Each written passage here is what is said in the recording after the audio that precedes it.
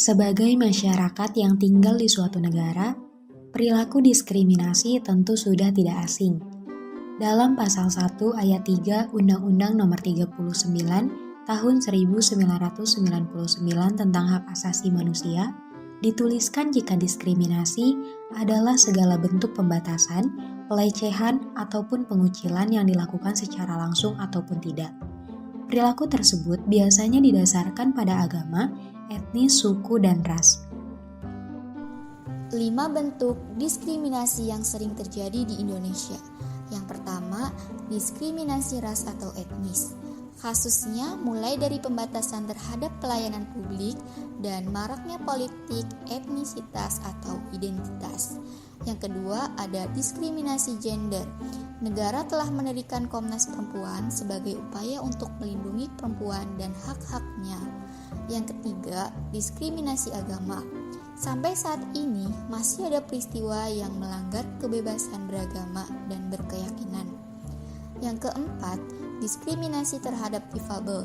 Penyandang disabilitas masih sering terpinggirkan untuk mendapatkan kesempatan yang sama seperti individu lainnya. Yang terakhir, ada diskriminasi kelas sosial. Masyarakat yang berada pada kelas sosial yang rendah seringkali kesulitan dalam mendapatkan akses pendidikan dan kesehatan. Penyebab utama terjadinya diskriminasi yaitu karena adanya perbedaan dan masyarakat tidak bisa memahami serta menerima perbedaan yang ada tersebut. Diskriminasi juga dapat terjadi karena beberapa hal, yaitu diantaranya karena adanya prasangka dari suatu kelompok terhadap kelompok lain dan juga stereotip masyarakat, seperti contoh pandangan terhadap lapisan bawah yang dinilai bersifat malas, bodoh, dan lain-lain. Akibat dari terjadinya diskriminasi tersebut yaitu diantaranya dapat menyebabkan timbulnya berbagai masalah sosial dalam kehidupan masyarakat, timbulnya perasaan tidak adil, dan juga dapat menyebabkan konflik atau pertentangan dalam masyarakat. Berikut contoh diskriminasi yang masih sering dijumpai di lingkungan sekitar.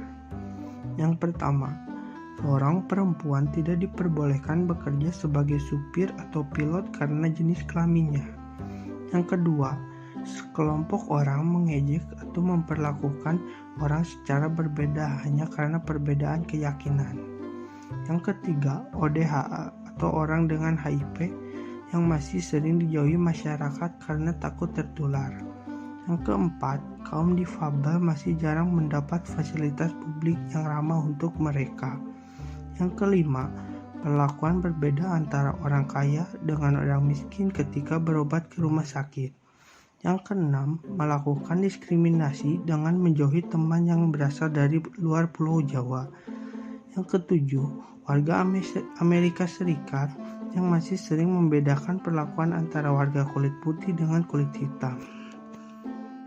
Cara kita sebagai generasi muda untuk menghindari dan menyikapi diskriminasi agar sesuai dengan nilai Pancasila adalah sebagai berikut. Menghormati dan menghargai setiap perbedaan yang ada, mempelajari kebudayaan dan bahasa daerah lainnya, menjalin komunikasi dan membawa hubungan yang baik dengan teman atau keluarga yang berbeda suku, agama, ras, dan budayanya. Lalu, bagaimana cara menyikapinya? Kita sebagai generasi muda mempunyai peran sangat penting karena ciri khas berpikir yang rasional, kreatif, serta inovatif. Diharapkan menjadi garda terdepan dalam menangkal diskriminasi ini. Salah satunya dengan mengedukasi diri tentang diskriminan, lalu mengikuti gerakan yang bernilai positif agar terhindar dari penyimpangan diskriminasi ini. Setelah pemaparan tadi, kita dapat lebih mengetahui apa itu diskriminasi. Tentu semuanya juga tahu, jika diskriminasi sangat bertentangan dengan Pancasila sila kedua, yaitu kemanusiaan yang adil dan beradab. Kita perlu menerapkan dan mengamalkan nilai-nilai Pancasila dalam kehidupan sehari-hari, agar hidup kita menjadi lebih terarah.